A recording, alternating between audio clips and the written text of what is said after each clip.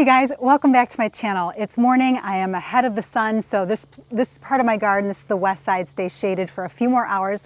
So I am finally going to tackle the planting of my Flowerfull Hydrangeas from First Edition Shrubs and Trees. If you watched me a few videos ago, I had just started placing these guys. I had not dug out the bed. I needed to dig out like 18 inches or so to widen the bed a little bit. I wanted to skirt my arborvitae here, which was one of the very first things I planted in my garden. So I did that, and I have, you guys, I am a sucker for a nice tight edge here. I mean, it is really sharp, and all I did was use a hose, lined it out to get the visual, some landscape paint. Once I had that in place, then I was able to dig it out, and I simply went after it with a turf edger. So, and there are many different ways you can remove sod. It all depends on your budget, your time, your energy, you know, what you feel like doing. You could sheet mulch it, I've done that before, but for this, I just needed about 18 inches more added to the width of the bed, and I was able to achieve that with this, and then shaving off that topsoil from each piece that I cut so that I was able to save as much soil as possible, and then each little chunk of turf that I had left was just grass and roots. So I have this really sharp edge here, and now that the hydrangeas have marinated and I've sat with it for a while and really, you know, decided that, yeah, I really like the way that's going to look. I'm stoked about planting them. So it's going to be super hot, and it's really prime time to get them in the ground. We've got some horrible heat coming in the next couple days. But first, let me tell you a little bit about Flowerful. I had the pleasure of attending a creator event hosted by Bailey Nurseries and First Edition Shrubs and Trees last summer, so the summer of 2024. I was up in Minnesota, and I got to look at these beauties in person. This is Flowerful. This is an improvement on the Annabelle. Annabelle is an oldie and a goodie, but she's notorious for flopping. Flowerful is bred to have stronger stems, and it produces, they say, up to 2 to 3 times more flowers in a growing season. So no staking, hopefully, and lots of flowers, and just an absolutely beautiful shrub. So this is our smooth hydrangea, which is our native hydrangea, Hydrangea arborescens. It's hardy in zones 3 to 8. Gets to be about 3 to 4 feet tall, about 4 feet wide, 4 to 5 feet wide. But because I want these to form a hedge around the arborvitae here, I am going to plant them on the close side. So I'm going to do 4 feet on center, which simply means 4 feet. I'm measuring from the center of one plant to the center of another plant, and that will be 4 feet. If I wanted to give it a little more room, I could go 5. Actually, you can plant them anywhere you want, but when you want to achieve a certain effect, for me, I want to plant them a little closer because I want them all to grow together and form this big, beautiful, massive clump of mophead hydrangeas. And I do have some things to move around here. I was going to take out the white wands veronica that's back here, as well as the tempo orange geums. But because it's going to be so hot, they're better left in the ground, and I'm just going to kind of plant around them for right now. Because the hydrangeas are still on the small side, they're not going to shade those plants out. So I'm going to leave those for another day. I'll transplant them in the fall when the weather's more conducive. But for right now, the main goal is getting my Flowerfulls in the ground, watered, and off to a great start.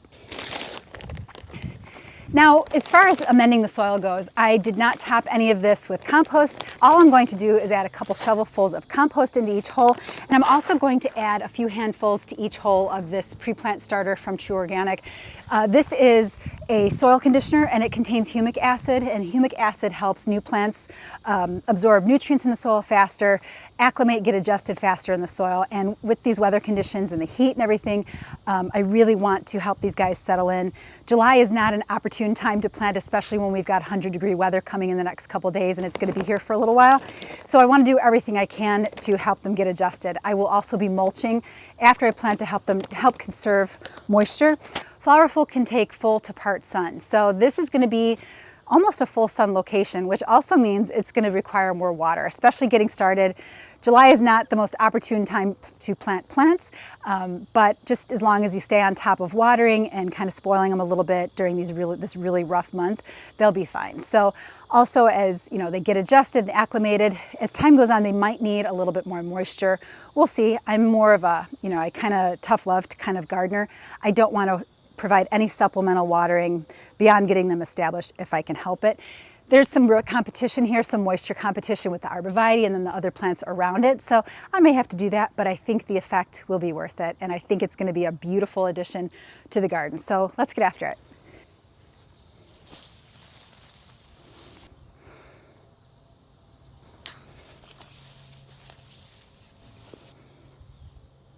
I placed the center one first, and then I measured 4 feet to the left and 4 feet to my right, and that's where I put my other two hydrangea.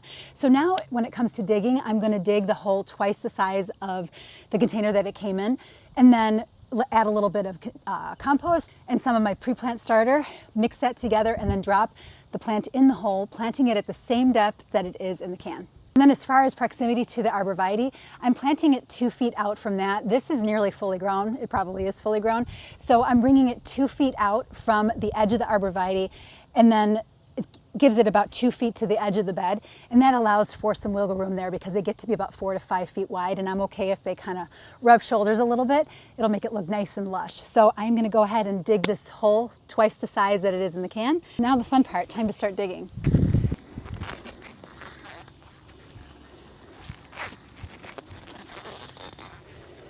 So let's have a look at the roots first. Whenever you're planting a shrub, tree, perennial for that matter, you want to have a look at the roots in the can. So that's going to tell you something about the growth habit of the roots. So you're looking out for, and actually when you're going to buy a shrub or tree, you want to have a look at, what's happening at the bottom of the can. If you see roots growing out of the holes of the container and starting to girdle, that plant has been in that container for a long time, and the roots are used to growing in a circular situation. So what will happen with that is over time, when they're used to growing that way, they may continue to girdle the plant and then basically chokes the plant out. So when you're buying shrubs and trees and perennials, you're looking at the roots, and if you can, you want to take it out of the can. Sometimes they're too big to do that, but nothing's girdling here.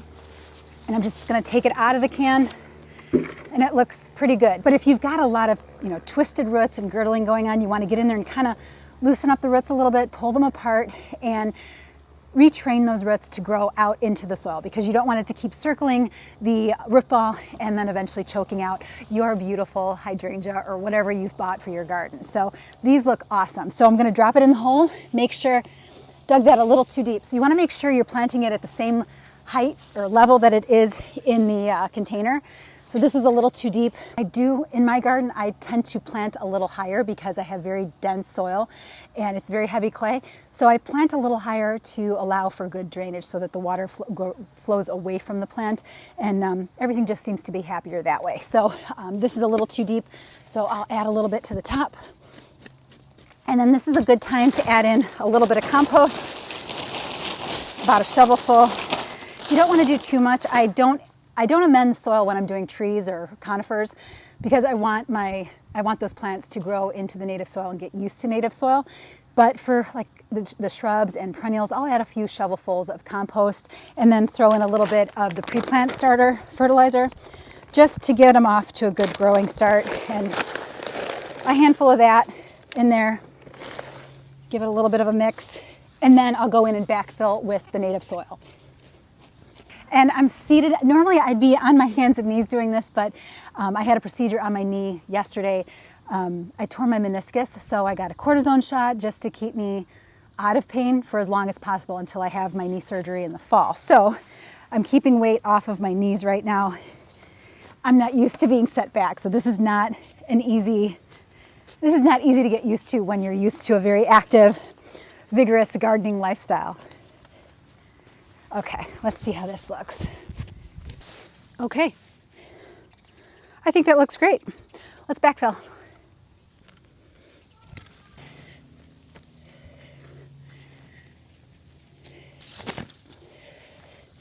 And then keep in mind too, when you're planting new plants, everything settles a little bit. So I do plant a little bit higher, and then that's going to settle, and then it'll be at the height that I want it to be, so that I'm encouraging good drainage and water flows away from the plant instead of pooling and just forming a swamp.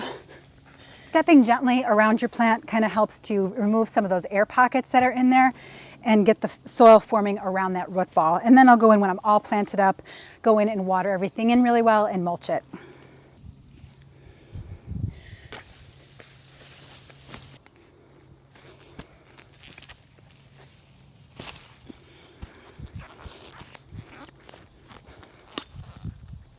And I'm running into some roots from the arborvitae. I don't want to cut those, so I'm going to have to plant around those roots. So it may not be exactly 4 feet apart, and that's okay.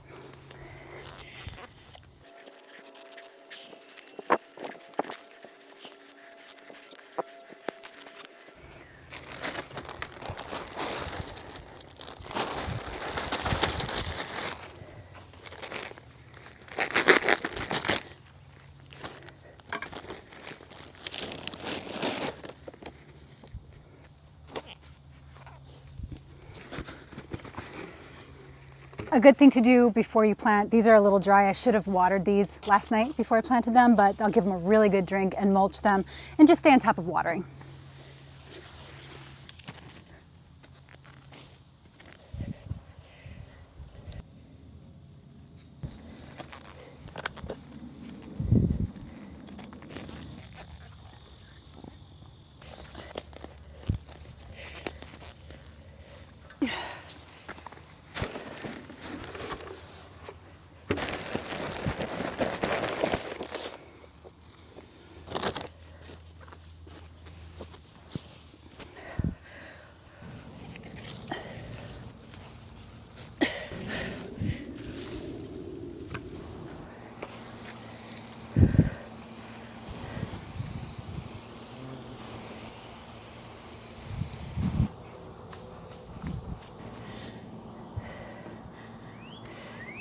And you'll notice oftentimes when you water them in, the soil will sink down, it'll all settle, and you might have a little bit of root exposed. So that's what I'm doing right now, is just scraping a little bit of the soil back up around it.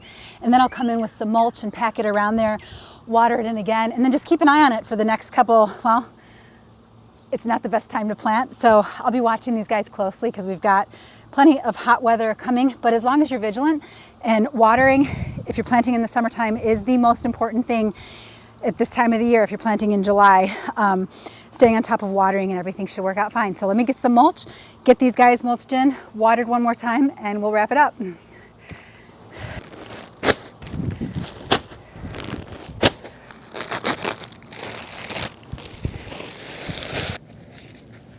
Now, when it comes to mulch, I hate it, but it is necessary, especially with a new garden or when you're planting something in the dead of summer like this. It needs it for water conservation, but I prefer to plant tightly, let the plants be my mulch, and do it that way. I do not mulch my garden after it's gotten established, so the plants fill in and there should be no need for it anymore. But for situations like this where I'm planting in the end of July and we've got 100-degree temps coming again, it's necessary just to conserve water, just to conserve moisture and keep those plants as happy as possible until the cooler days come. So for this purpose, mulch is very necessary. And I'm only putting about no more than 2 inches around it. I'm not taking it all the way up to the base of my shrub. Also, when you're mulching trees, I'm still seeing people volcano mulching their trees. Do not do that. Pull that mulch away from the trunks of your plants, of your trees, from the branches of your shrubs, because the mulch can act as a vector, keep moisture too close to the plant, act as a vector for insect damage and all that stuff that we don't want. So this is just a moisture control option until the plants get established and all of this ground is shaded out by the plants so that weed seeds don't get exposed to light and want to grow.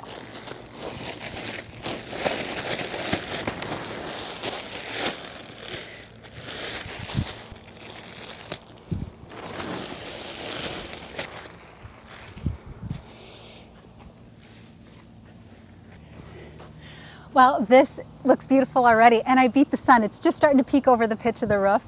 So I am thrilled with how this is going to look. I can just imagine how full this is going to be with these huge white mop heads. And not to mention the winter interest too. So this is a multi-season plant. So you got your coming up in the spring, very low maintenance, and then the beautiful flowers in the summer, and they just keep coming, and it gets nice and billowy and stands upright. It shouldn't flop. I'll be sure to check back on these next year and give you an update on what these look like. And I'm imagining what this is going to look like. This is my Christmas tree. So this is one of the very first conifers I planted. This is an arborvitae, and I always felt like it needed some sort of skirt, and I think Flowerfull Hydrangeas are going to be beautiful. I'm just imagining the Christmas lights on here, and then the flower heads that I leave standing for winter interest from the Flowerfulls. How beautiful that's going to look, maybe with a little bit of snow cap on them.